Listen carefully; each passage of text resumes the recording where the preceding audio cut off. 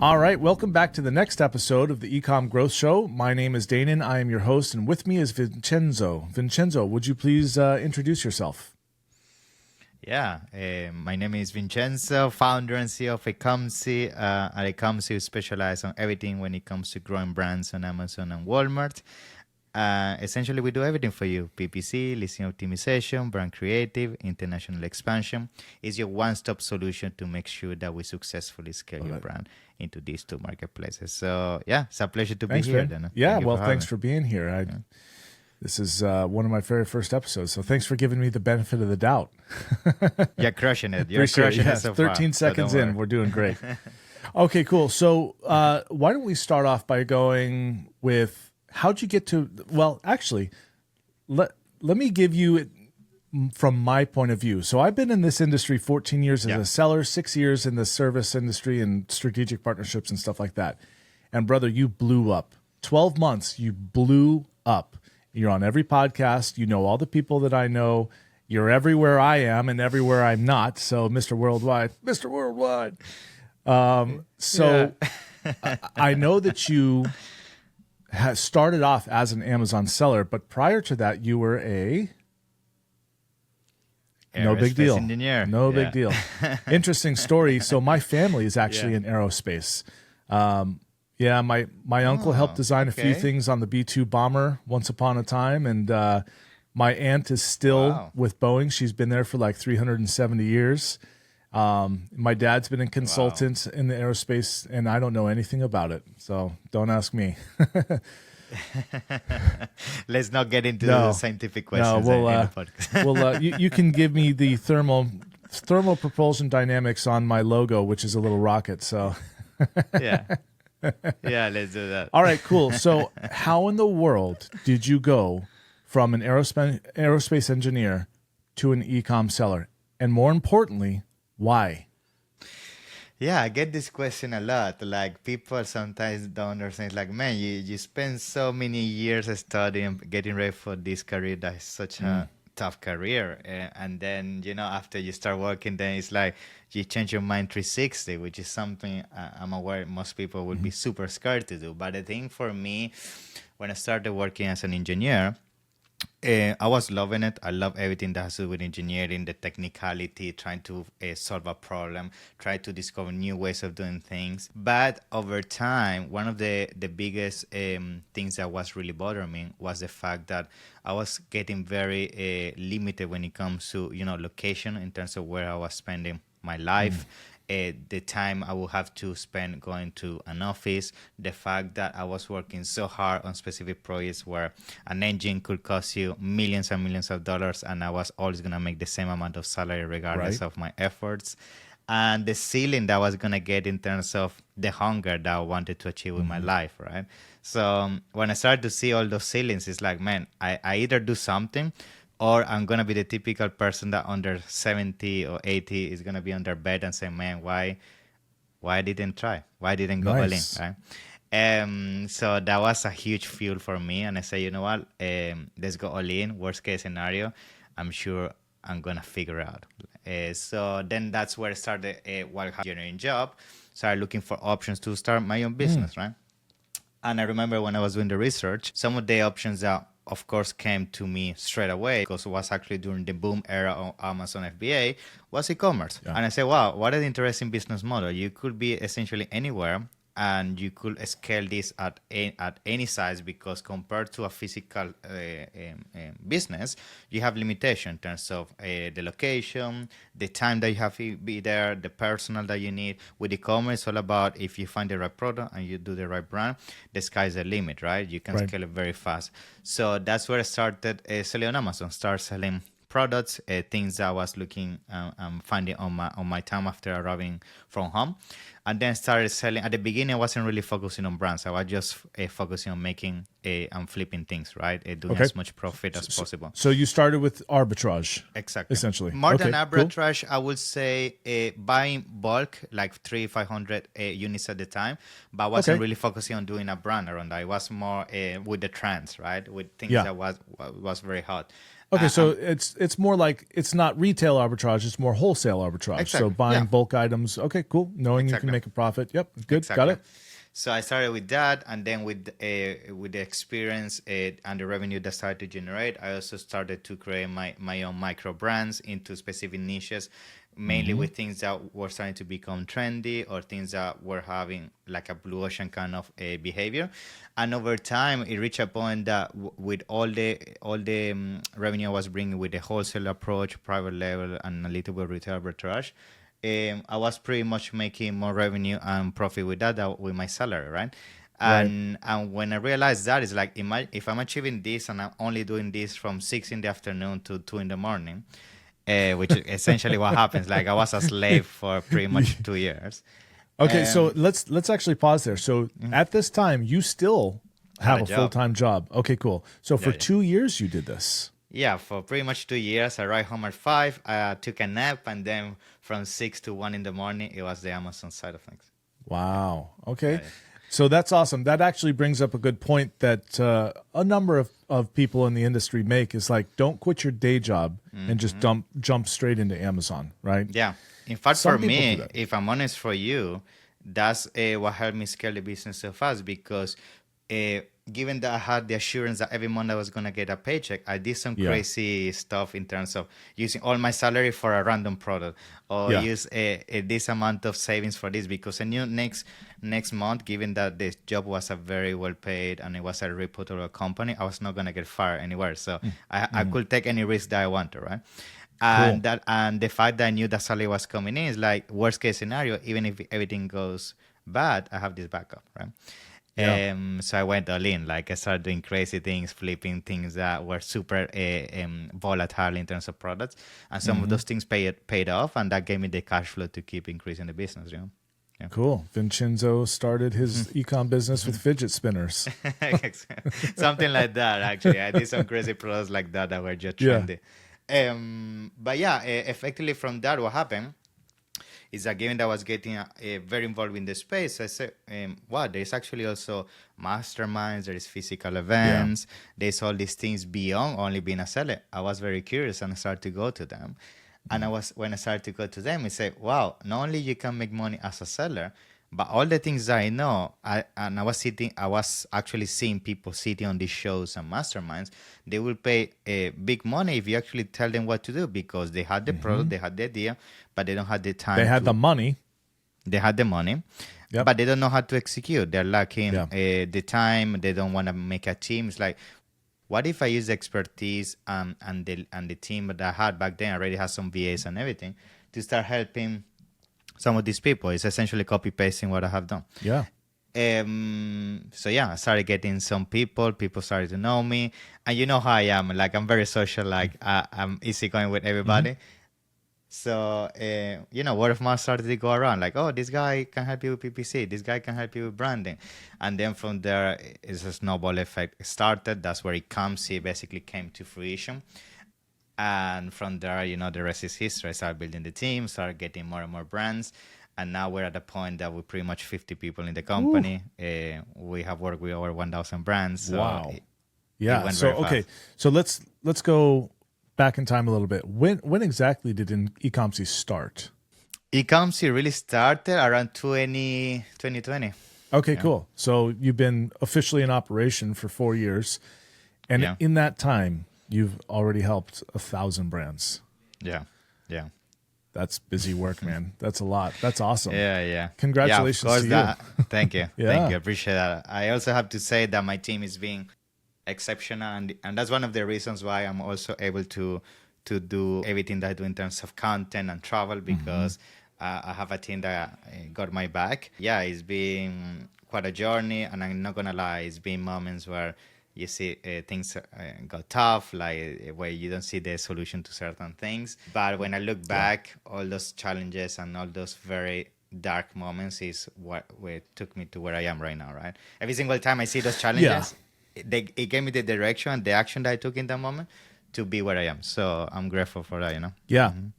Yeah, that's awesome. So I used to, this is an older version of me, when problems arose, I'd complain about the problems, But the fact of the matter is that that's kind of part of life. Problems arise, and it's what you do with the problem that leads to whether you succeed or fail, Exactly. right? Because nothing worth doing ever had no problems at all involved with it, right? It's always like that. Yeah, it's super important. Yeah, it's always like that.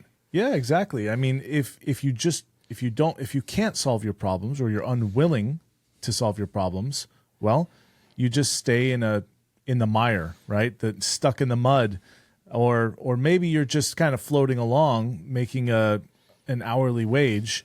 But that's exactly what you realized for yourself, even though you were at a high level job, right, in a high level company. And I'm saying high level, of course, because we're talking about aerospace. But go me for jokes. But you were at an upper echelon of positions in terms of your job, your income, and even at that, you realized this is where it's at. This is where I'm going to get. Maybe I become the director of something, but still you're on a salary. Still you're at a 9 to 5 or 9 to 9 or something like that. Like, I know how it goes in the aerospace. You've got projects, you've got deadlines, and they don't care about your hours. Exactly. They care about the deadline, because the deadline's for some client, right? And you have to meet it because they're going to launch the rocket. They're going to fly the airplane. The countdown is going down, 10, 9, and you have to figure out. Yeah, exactly. Yeah. So, if you were to dedicate, let's say as an employee, you dedicated that same amount of effort and grit into your own business, well, the payoffs can be 100 times what you would get as an employee with the same amount of effort. Exactly. Right? That's the thing. So it sounds like that's exactly what you found. Yeah, I think for me, and everybody that knows me know that I'm a very ambitious person, and every single time I have encountered environments that limit my growth, that's where I usually try to pivot, because I feel as human beings, one of the things that keeps you motivated the most and inspired to wake up and everything is the fact that you always have a growing mentality, in the sense that you don't settle for what you got and you're always working on something new, right? Otherwise you get very dull, and then you start falling into things that you shouldn't. So that's my thing. Like, every single time I feel I have closed a chapter, then I find the next chapter in terms of, okay, what is the next challenge I need to go for? Because keeping the mind busy is definitely also an important thing, to pursue your dreams. Yeah. Yeah, absolutely. I have always tried to maintain at least 3 sources of income. Exactly. Yeah. Sometimes that gets that calls for late nights and stuff like that. And I've got 3 children, Yeah, it's and tough, that gets tough, because the kids, they want to see their dad. And my wife goes, "Hey, honey, you're stopping working now." I'm like, "All right, yes, dear." Yeah. But luckily, I work from home, and the kids just bust in and say, "Dad, dinner's ready. Come, stop working now." I'm starting to get yelled at by my kids, like, "Stop working."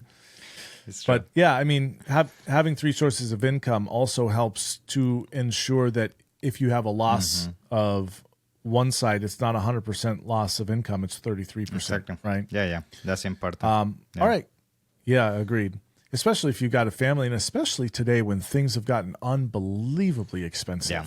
I think something to add to that, I 100% agree. Having multiple sources is important, but at the same time, and this sometimes happens to me, is sometimes you have too many backup plans. That also can be a negative thing, because then what happens is your brain doesn't push you to the limits, because you have a safety net, right? So sometimes you have to burn the bridges and go all in. But yeah, so yes, I that's a very good point. I've definitely had to do that. At my peak, I think I was a part of 7 different businesses, and I spent all my time making no money on all 7. You know what I mean? And it just, my wife brought it to my attention. My wife, by the way, is an absolute genius. She brought it to my attention, and she's like, "Hey, honey, this is how much you made here, everything negative, and you're broke." Yeah, exactly. Like, okay, I'm washing my hands of all this.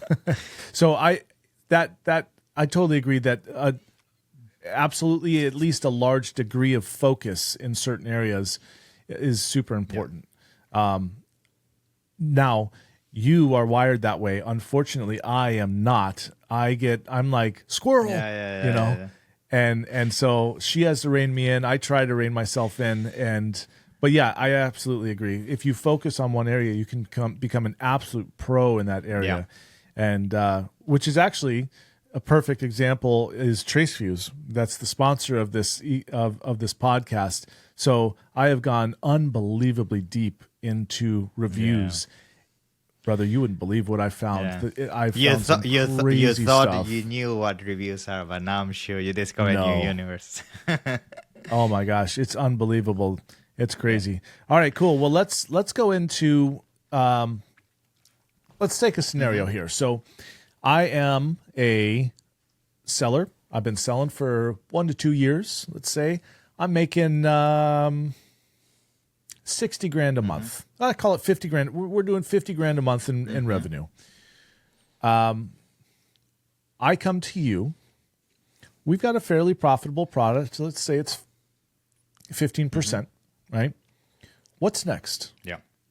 What do I do? I at this point in my selling on Amazon, now I'm more or less battling expansion on the products that I have and placement and trying not to get negative reviews and stuff like that, right? So where do I go from here? Yeah, so I think this ties a little bit back to what we were mentioning in terms of focus on the one thing that really is going to move the needle, because I feel it's very easy for us Amazon sellers, and I see that all the time with all the shiny objects that are coming to the door in terms of, TikTok and Temu and Walmart and all of that. Like you get very confused in terms of where you have to put your efforts to really get the outcome that you want. So I would say the starting point for a scenario like the one you're describing is first understanding if whatever you have achieved on Amazon as of now is really a representation of realistically a potential that you will be proud of in terms of a market dominance, right? Because it's very important to understand where you are as of now within that specific market, see what are some of the top competitors doing within the market, and realistically try to understand what is a baseline that you would like to get to, right? And if that baseline is already within the range that you are, then that's a good point to start the conversation about, okay, maybe other channels or things along those lines. But if you do the research, and there's many ways of doing this, one of the simplest ways of doing this is with brand analytics. With brand analytics, you can understand the distribution and the brand share at the keyword level and the market as a whole, so you understand what is your control.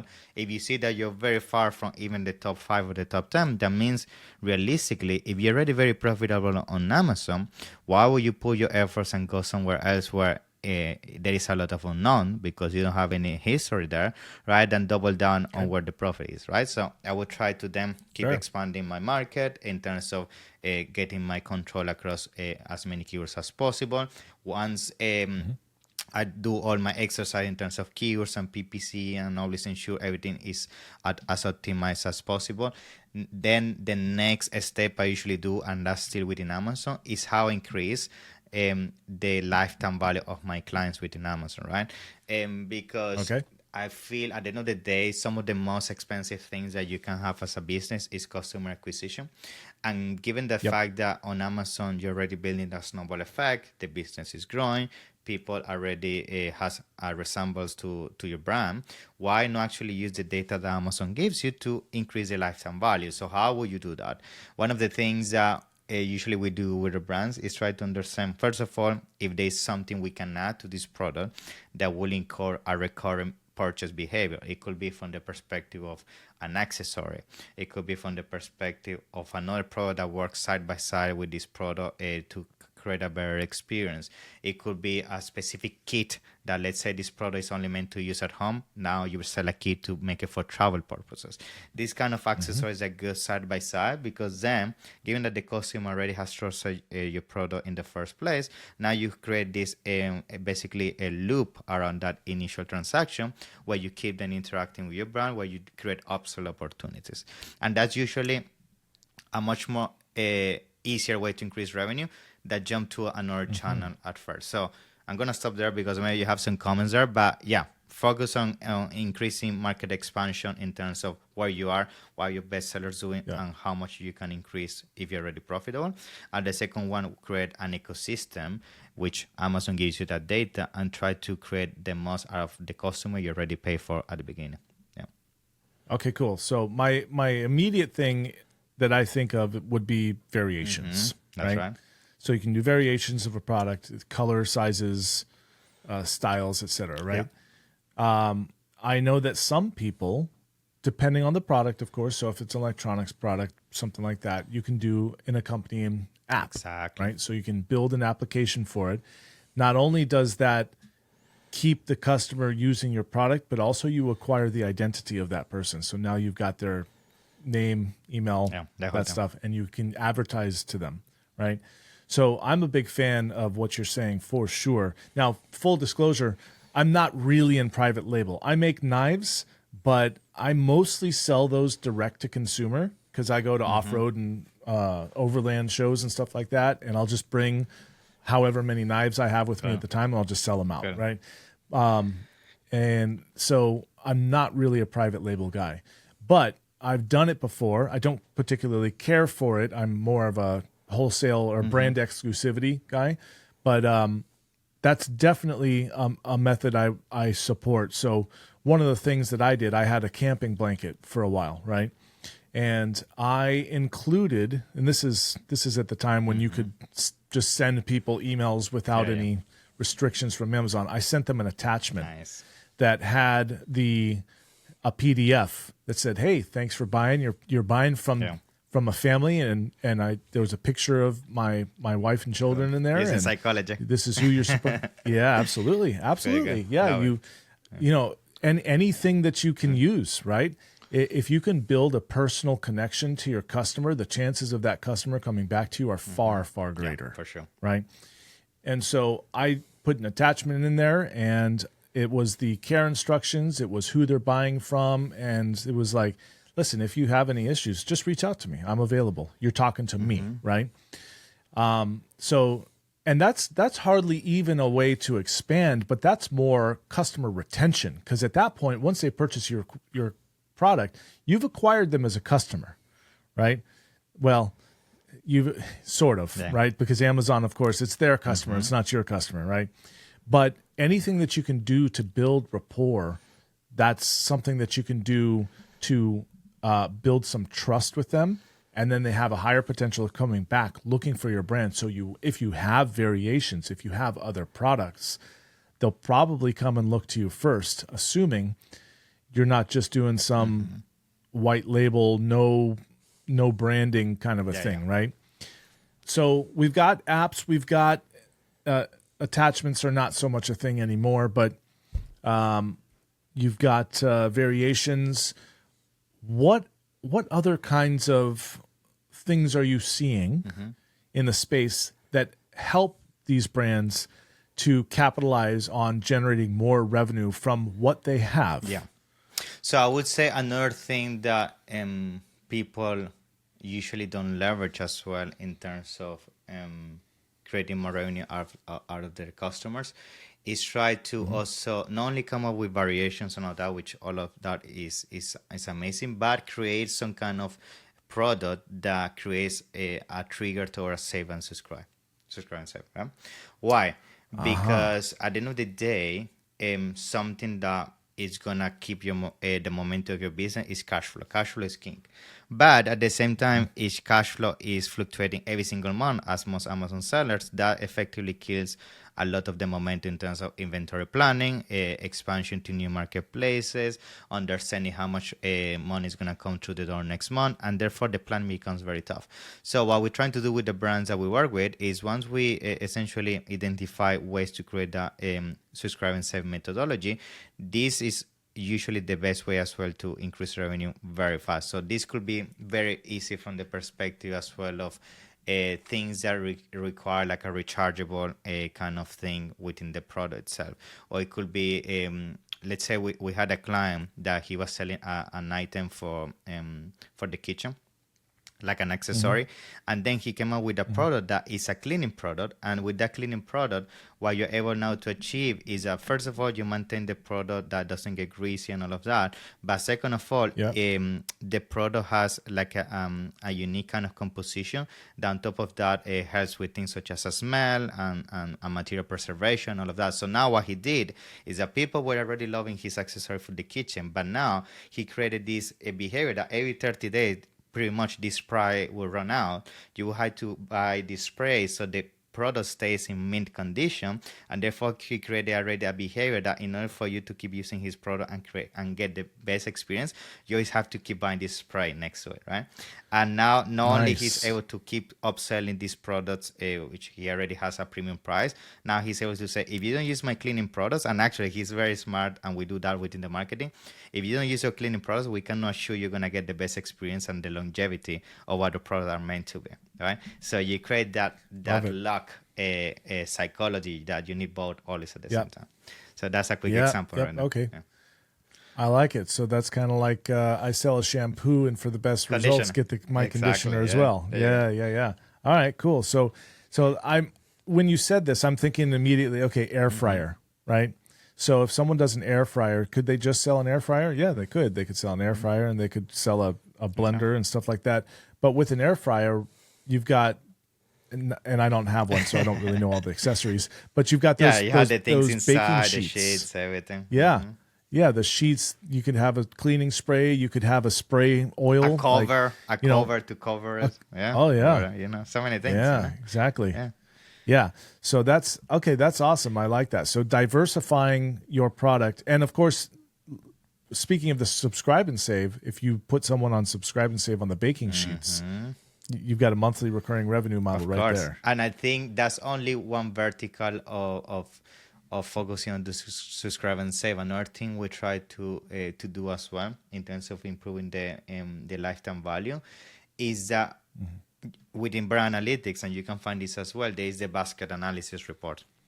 And we use this all the time because sometimes we come across behaviors where people buy your product and they buy another product because it goes side by side or it kind of resembles the avatar behavior, right? And what we try to do is when we see certain repetition on the basket analysis, that we actually not offering that as an offer to a client in the first place. That's usually a validated product research for us that we add that to our catalog as a new offer, as a new product to retarget. So that's another way as well you can do that.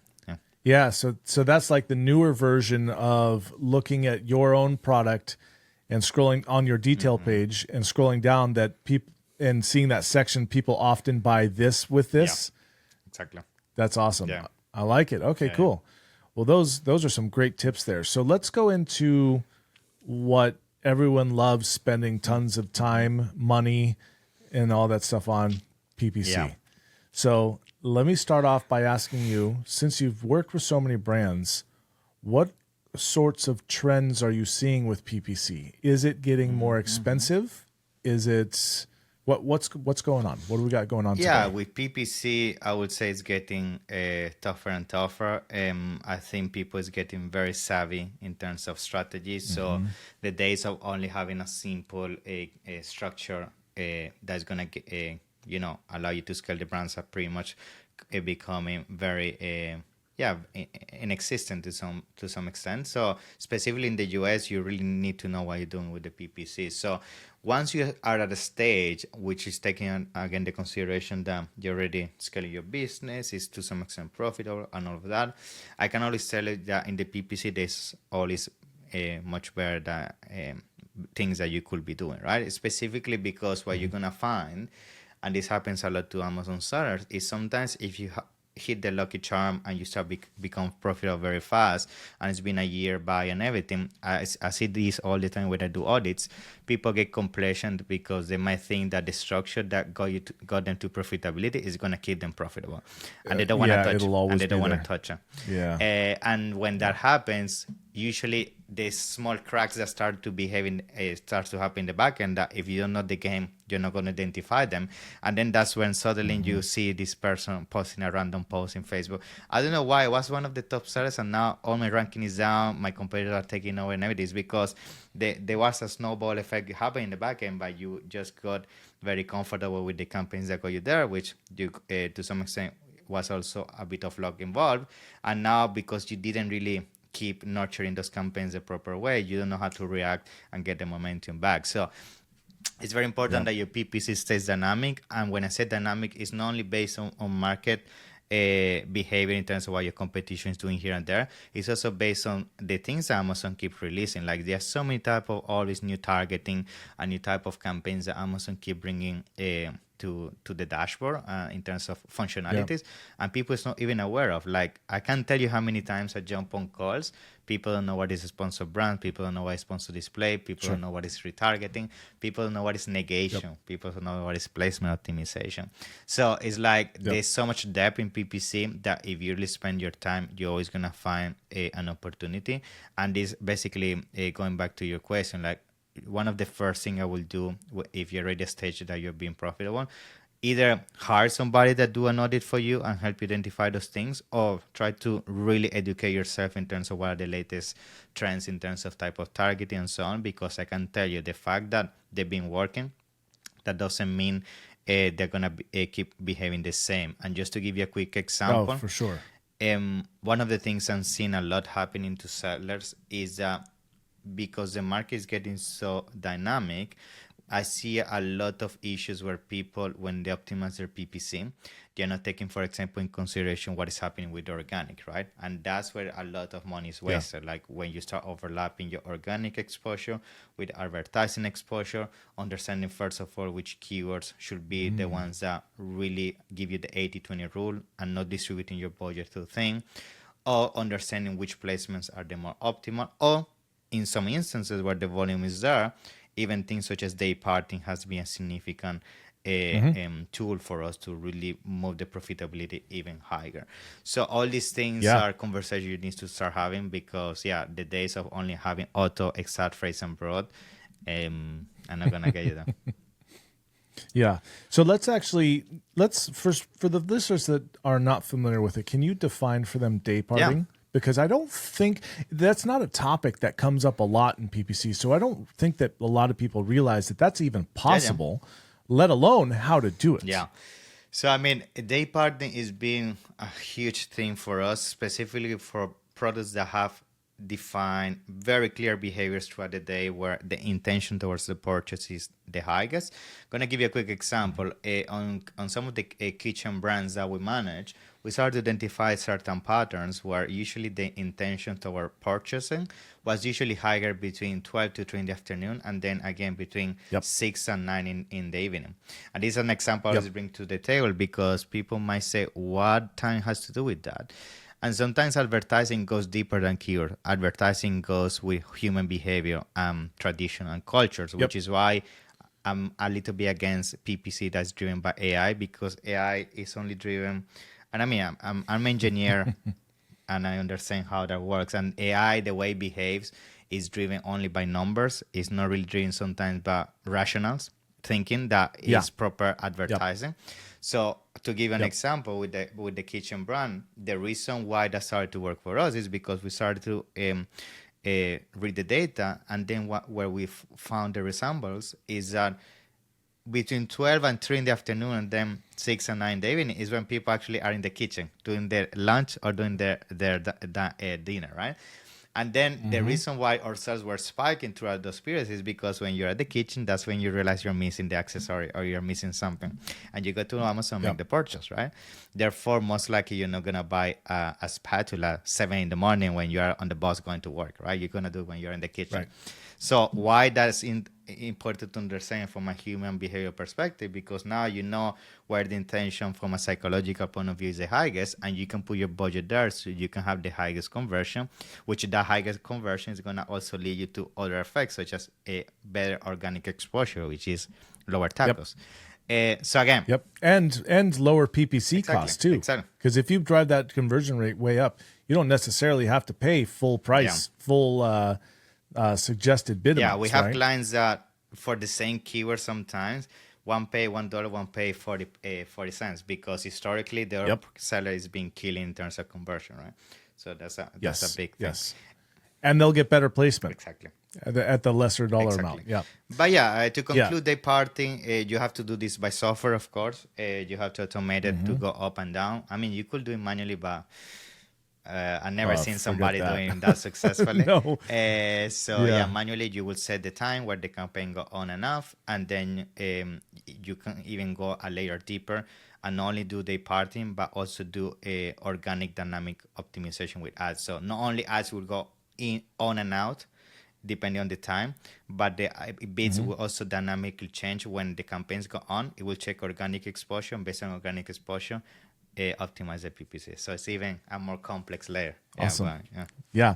And so back in my days at Managed by Stats, we actually built a tool specifically for that, and it would show, there was a graph, a heat graph that would show when were the add to carts happening, right?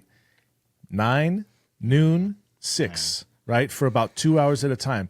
But here's the interesting thing is that we also found that people were doing a lot of research late at night. So what you can do is you can boost your ads late at night, 9 p.m. to 12 a.m. and get that placement.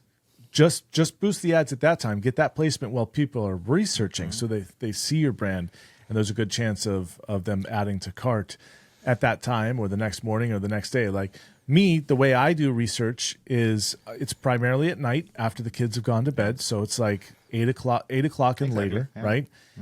And before I add anything to the cart, I'll research, and I'll look at all the competitors, and I'll leave the tabs open on my browser and then add make a buying decision later. And compare pricing and everything, all that kind of. I don't bother with that. But I just leave the tabs open, so I'm on their detail page. Could be for days before I actually make it. Yeah.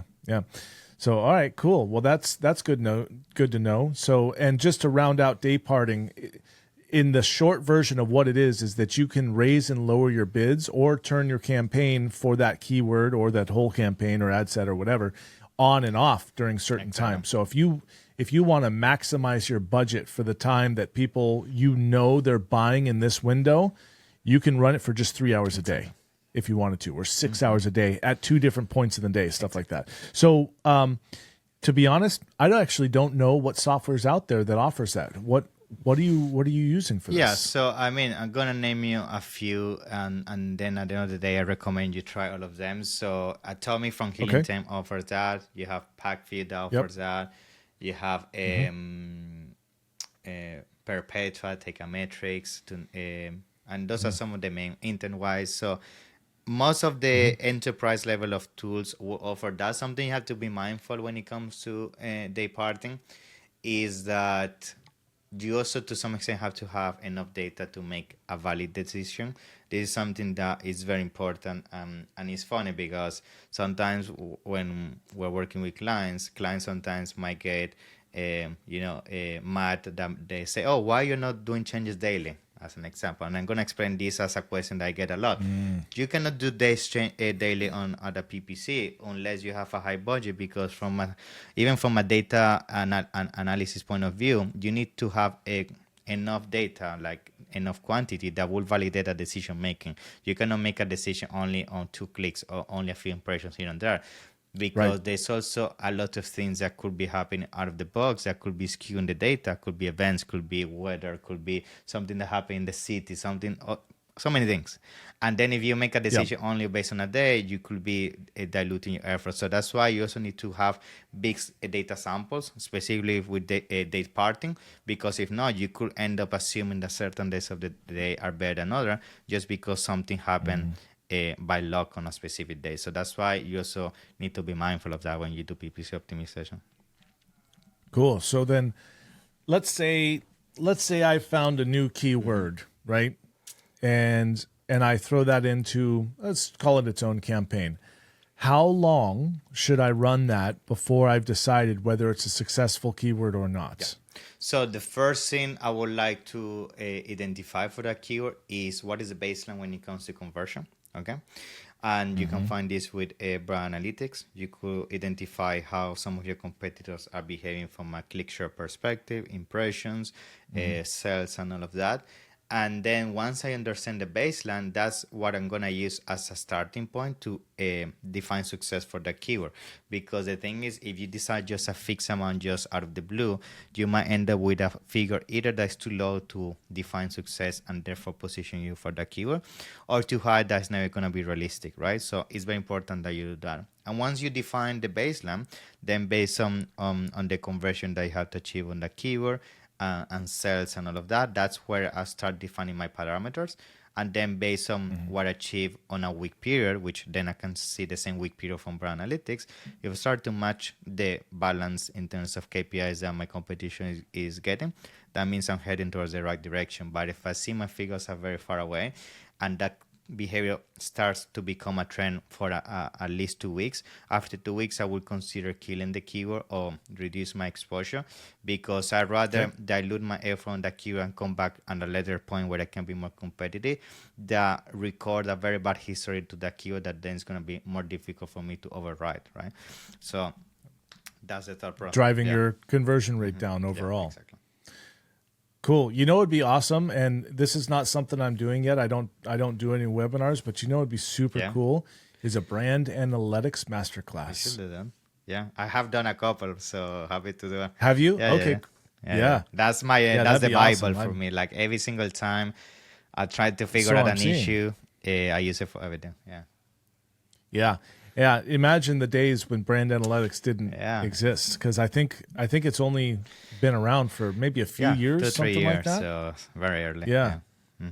Oh yeah, it's unbelievable data, and I would say that most sellers aren't even really aware. Most people don't even know that exists. Actually, when I bring it on calls and audits, it's like I didn't know Amazon gave you that data.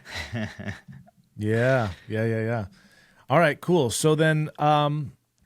Let's go multi-channel. Yeah. So I'll ask this from my point of view and my experience with just friends that I have, right?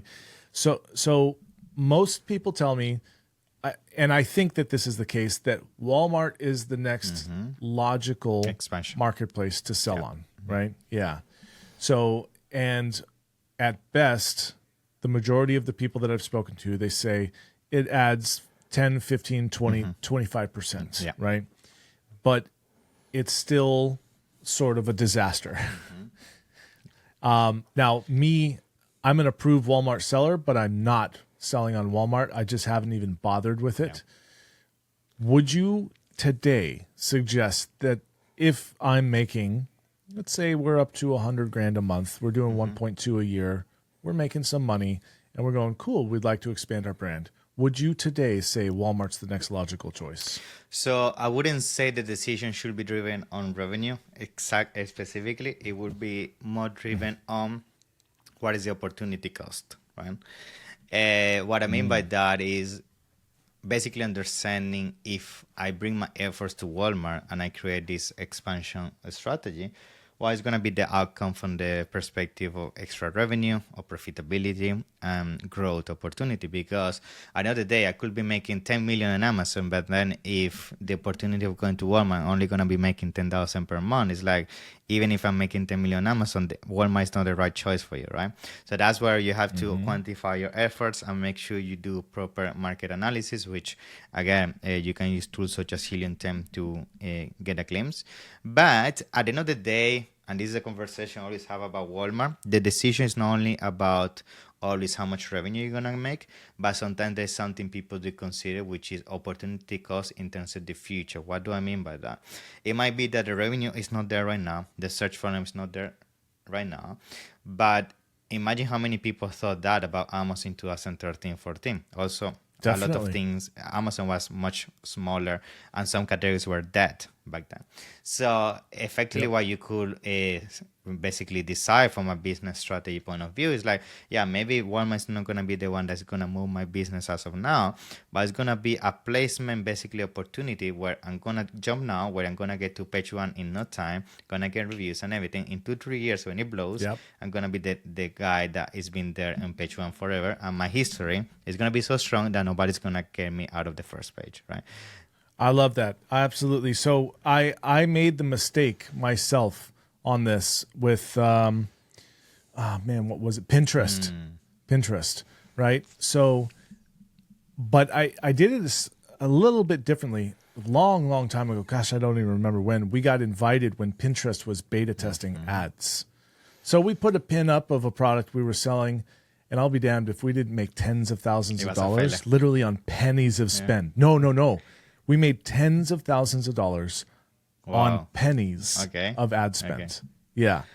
And I thought, yeah, cool, whatever. It's not going to go anywhere. And so I didn't develop it, and I missed out. Yeah.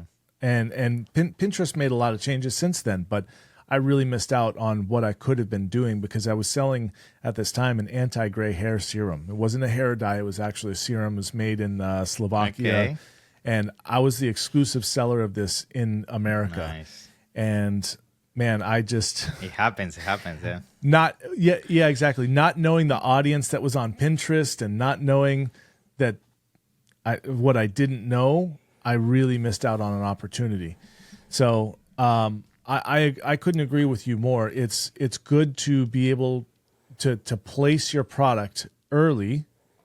If it doesn't make you a lot of money, but if it's not losing you money, I think it's great to place your product because it just gives you more. Like everything on Walmart's keyword is crawled by the search engines, right? Yeah. Like it's like adding another website to your brands to funnel those keywords to your brand, right? And that brings up, and you may not even have heard of this company yet. Have you heard of Rivly yet? Yes, I have. Yeah, Rivly. Yeah. So Rivly, they're like, I'd like to say they're days away from testing, like open testing, beta testing for buyers, but they've been importing millions of products, and they're going to be a marketplace strictly for U.S. businesses, U.S.-based businesses, right? I think they're like a startup like that is going to put so much effort into driving traffic to their website. Why wouldn't you want to be there? If it doesn't cost you anything, worst case scenario, it's costing you very little. I mean, it was another channel that could potentially took off, and it was an extra set of eyeballs that the brand was not getting. So it's a win-win, you know? Yes. So. Yeah, exactly. In that case, and Walmart's the same, right? You got your product on Walmart. Well, you bet they're going to be advertising to bring people to it, right? Because they want that sale. And Amazon did the same thing too. So I was selling vitamins. I still sell vitamins on Amazon, but not this particular one. It was a chewable vitamin B, right? And I was on Google once, and I go, I had exclusivity to this product, right? I'm like, whoa, I'm not running Google ads. Who the hell's selling this on Amazon? It was an Amazon ad. Turns out it was an Amazon ad paying to promote the product that I was selling on Amazon. They were driving traffic from Google to my Amazon product just to make the sale. Yeah. Right? Yeah. And so this is what's going to happen. And we are seeing these other TikTok, right? They were basically giving you tens of thousands of dollars in ad spend for free. Once again, because they want that traffic. So you can leverage these startups. They're going to be pouring millions and millions of dollars into this stuff. Why not have the placement? Yeah, for sure. I think it's at the end of the day is what we started the podcast with as well. It's like diversification, right? The opportunity to create new streams of revenue is always going to be one of the biggest bets that you can take on a business, because if those things start to play out, that's the safety net that is really going to ensure your business, survive as most business don't, because they get stuck into one single source of revenue. So doing always that bet with a calculated risk is always the way to go. And I will say, Walmart specifically Walmart, I think we have seen how the company is being always, on top of the game when it comes to doing things in the US. Like they've been for so many years in the States now, they're pretty much next to every single American. So they know what they're doing. And they have something that Amazon doesn't have, which is physical locations. And I know for a fact they're working on many ways of how to create a full circle experience where physical location give you the full e-commerce interaction that Amazon is lacking and will not have. So therefore, when Walmart combine all those pieces, which they are, therefore we're going to start seeing the shift of behavior towards Walmart. And when that happens, you want to take advantage of that. So Love it. All right, cool. So after Walmart, what then? What about influencers? What do you think about influencers? Yes, because that's hot today. Yeah, so influencer marketing, specifically like TikTok and all of that is becoming a huge thing. Now, if I'm honest with you, something I would always say is that, we're hearing a lot of things when it comes to mixed feelings when it comes to some people say they're getting amazing results, some people say zero results, and the reason for that is because it's always tailored to a specific category, right? Like it's going to be very tough for you to be successful in influencer marketing if what you're selling is mattress or furniture or things that don't really tailor to our social media. So that's something you have to understand. Influencer marketing is not a safe bet for everybody. You need to first make sure if some of your competition or somebody that resembles your avatar is doing something that is working. And if that's the case, try to replicate what you see being a success into your brand. And the second thing is, if you need to decide where to find these influencers, like usually the best way of doing it is something that's been working super good for us is YouTube. So we work a lot with influencers that do video reviews of these are the top 10 products for this, or this is the unboxing experience, or this is my vlog about how I went to the park and my kid had an amazing day with the product. This kind of content is very good because especially with products that people do a lot of research, some of the first thing they do is go to YouTube and watch review It's exactly videos, what I do. So being affiliate on those videos is going to help you a lot.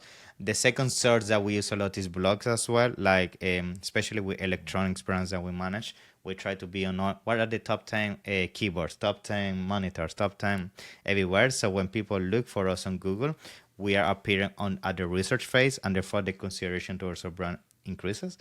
And then the third point that we use in terms of external traffic, in terms of influencers, is Instagram and TikTok. TikTok being one of the ones that we see in the bigger driver of traffic, not only from the perspective of the fact that it generates exposure and that's it, but we're seeing a lot of behavior where people see the product on TikTok, but given that they don't trust TikTok sometimes to do the shopping experience, you will see the traffic jump into Amazon, and we're starting to see that, and it's been helping us a lot with the organic exposure as well.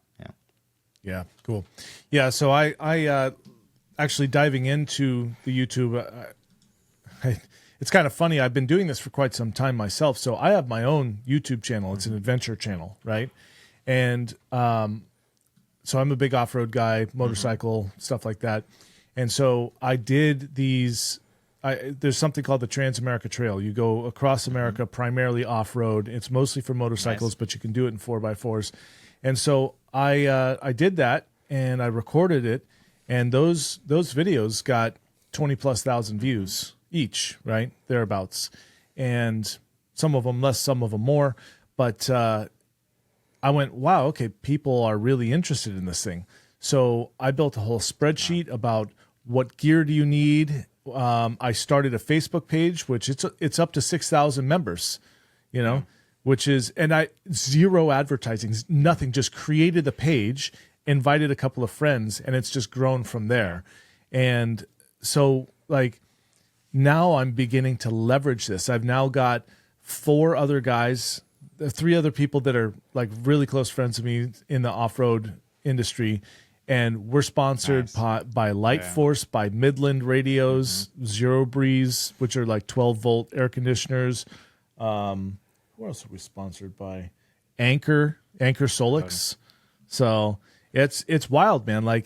If you have an audience, people will give you stuff to do these videos. And that's what we did. And so for Light Force in Midland, let's see, there was 5 of us, right? The 5 of us in 5 vehicles, we did a trip called the Florida Adventure Trail, which is what created by one of the members of this group. And Lightforce and Midland sponsored this trip. And so they got 5 full-length videos that's about the trip and featuring their products, plus 1 feature-length video on our other channel called Waypoint Unknown, which is just the 5 of us, right? And then out of that, a bunch of shorts. You think about this, like these brands, they invested in terms of product, maybe a combined, each one of them, let's see, my light rack is like, I don't know, $2,000 maybe, $1,500. So let's just say it cost them $1,000 a person. So they invested $5,000 in us, and the radio company invested maybe $3,000 because their stuff's a lot less expensive, and they got full length, like long form placements on 5 YouTube channels, a feature length on a 6th YouTube channel, and each of them did shorts. And we all have audiences that combined are in like the hundreds of thousands. And for them, if and the thing that this product, because it's a high ticket product, only they have to make 5 sales, which they're gonna make. It's covered. Exactly. Exactly. Yeah. And now my mistake on this is that I'm not an affiliate for them. So you didn't get the commission I will sell and everything. No tracking links, no nothing like that. But had I, and I'm sophisticating towards that now, but I just think that influencers are where it's at. Like, you have these people, and that's going to get more and more sophisticated as well. Like, you've got companies like Levanta, where I'm actually, not only do I love what Levanta is doing, but I actually just did my first influencer video for a Levanta brand to see, because I get to be on both sides, right? And so these things are going to get more sophisticated. These influencers, they're going to demand more. They're going to tell you things like, sure, send me your product, but if I don't like it, I'm not doing a video on it, but I'll do you the courtesy of not doing a video on it, right? Exactly. Yeah. And that's still worth it to the brand, in my opinion.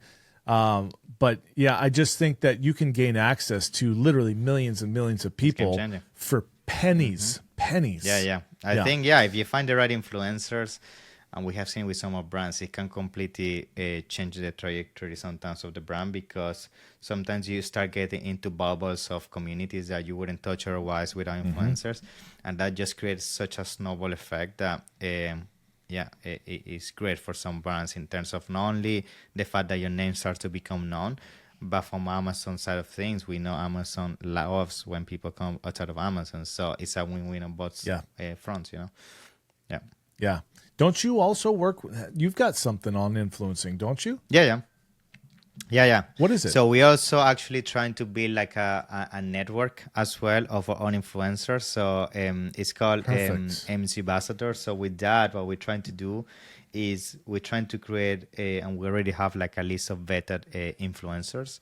That essentially they've been tailored based on the performance they're giving to some of our brands, the exceptional reports. It's kind of like a certified kind of influencer list that we have been working across all these brands that we've been working with. And at the moment, it's like mainly by invitation. But the goal is like once we have a pool that is sustainable in terms of expansion, we're looking to open these to enterprise brands and things like that. Yeah. Love it. Yeah. I think that's brilliant, because you are creating a list based on the people you're actually working with. I see results. Yeah, exactly. You see results. So that's super important, because I think that a lot of people that go, hey, I'm going to try doing influencing, they just send a product. Yeah, sometimes you can have a 50,000 list of influencers, but only 500 are actually meaningful. The rest are people are not going to give engagement. So, and that's the thing. You can buy followers today. So you can have someone with 100,000 followers, but if you have to look at their engagement. If they've got 13 likes on every video, well, that ain't the end. Yeah, exactly. 100,000 followers, 13 likes per video. That's a fake account. Yeah, for sure. All right, cool, man. Well, we're at the top of the hour here. Let me ask you. Let's see. What do I want to know? What's like my parting question for you? how about you give me, from the mind of an engineer, how do you approach a problem? Okay, I like that. So usually when I encounter an issue, and this could be, we can put example from, let's say, from a PPC perspective, right? Or from a Okay. performance perspective, we're trying to, we see a behavior that we don't understand where is coming from. The first thing that I do is, first of all, when you have a problem, you need to understand what is the baseline behind a specific situation. So what do I mean by that? I have this drop in performance. I had this drop of sales. I had this drop on conversion. I need to understand how the market is behaving, because that's the environment where I'm playing at, right? Therefore, if I understand what is the environment I'm playing at, I could make assumptions without understanding that the environment is the one that induced the problem in the first place of my business, right? So the first thing that I do is have a look at if something happened that specific day, in terms of a specific holiday, a specific glitch, a specific situation that could be affecting, even sometimes from microeconomics point of view. That's the first thing. Once I identify that's not the case, then the other thing that is very important to reverse engineer a problem is, what were the inputs toward your specific action Yes. that before that problem happened in the first place. And that's what we call the Love feedback that. loop in engineering. You need to understand what were the inputs, what was the action, and then from that action create a new loop that will change the input again, so the input now is correct and give you the right action, right? So once we understand the environment, then what were the inputs? Like, we did this in the listing, we did this in the PPC, we did this, and this was the action. And based on the action, then we say, this action is not actually the outcome that we wanted. The outcome that we wanted is this. And based on situations where the outcome was achieved, where were on those other scenarios the inputs. And if the inputs are not similar to what we did, then we try to reverse engineer that, restructure again the input, and then we keep repeating the feedback loop until the problem is solved. Yeah. I love it. We're going to be looking for your book on problem solving. It's coming. Yeah, I love it. Yeah, I couldn't agree with that more. And one of the things that I always do is, the term recipe for disaster? Yeah. There are always component parts that make up a problem, an issue, a screw up, right? There are always component parts. So if you want to know what led to this is how I look at it, is if I want to know how the hell did this happen, you need to backtrack and go, what are all of the areas, issues, things involved in this metric, this whatever, right? And inspect each one of them. And this is something that we actually built at Managed by Stats a long time ago, and this was the question that I asked, was there were most sellers, we found that most sellers were simply reactive. Yay, sales are up. Dang, sales are down. Okay, there are always key indicators, statistics earlier on the track that point to a forthcoming disaster. Yeah, exactly. And every single time a disaster happened, we log every single thing that happened. We log what action was taken. We log what happened in the environment. We log what was the before match and the after match, because then what we try to do with that is create an SOP to make sure that whenever that situation is presented again, we know what are the inputs that are going to give you the outcome that we want. Yeah. And the other thing that we did is we implemented a change log. Exactly. So that if you made changes to something, it would actually, on the graph, it would say this change was made on this date. And then from that change, you can see what the stats do. Yeah. Right? Yeah. So that's another thing that goes into like being organized, right? If you're not organized and you're not keeping track of what you're doing, and it's just the Wild West and you're shooting from the hip, well, you may end up with a problem, but not know what you did to get yourself there. Therefore, you can't figure out how to get yourself out of it because you don't have that past data. Right. Well, cool. Vincenzo, thank you so much for being on the podcast. It was really great chatting with you. And I'm dead serious. Like at some point, maybe we can do a like a masterclass. Anytime. And that would be really It would cool. be a pleasure. All right, buddy. Yeah, and thank you so much, Cool. first of all, for the invitation. As I say, it's been a pleasure. Of course. Keep crushing it, and I can't wait to see you soon as upcoming events. Yeah, I have some good time. Yeah, man. Now, one last thing. If someone wants to reach out to you for help, because I think you've just proven that you know your shit, Pardon my swearing, everybody. Yeah. No, never mind. I'm actually not concerned about it. How can they find you? Yeah, so you guys can find me as Vincenzo Toscano in all the social medias or Ecomcy as well. And if you go to our website, ecomcy.com, you're more than welcome to book a free consultation with our team. We're more than happy to explore, what are some of the things you're struggling with and how the team can, intervene and help you figure out and scale your brand forward. Yeah. Cool. So that's ecomcy.com, That's right? right? Yeah. Awesome, buddy. Well, thanks for being on the podcast, and I'll see you at the next Thank event. you. Have a nice one. Bye-bye. All right. Ciao.